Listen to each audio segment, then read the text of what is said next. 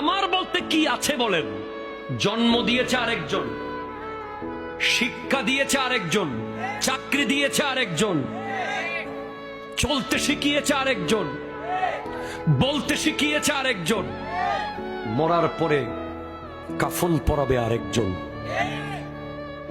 নাম দিয়েছে আরেকজন, কবরে শোয়াবে আরেকজন, মাটি দেবে আরেকজন, বাঁশ দেবে আরেকজন, বেড়া দেবে আরেকজন।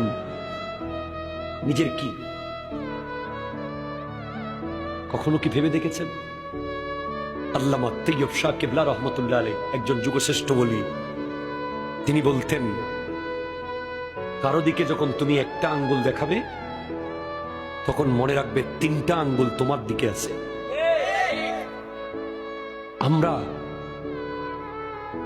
আরেকজনের ব্যাপার নিয়ে, আরেকজনের জায়গা, আরেকজনের জমি, আরেকজনের দেওয়া ক্ষমতা, এটা নিয়ে যেই বাহাদুরি করি, আজকের দিনে আমাদের চোখ অন্ধ হয়ে গেছে অহংকারে অহংকারে।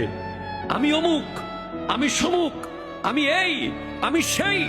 অথচ স্পষ্ট মনে রাখতে হবে, আমি এসেছি একটা ফোঁটা থেকে, আবার চলে যাব সেই মাটির ভিতরে। ঠিক কিনা কথা বলেন?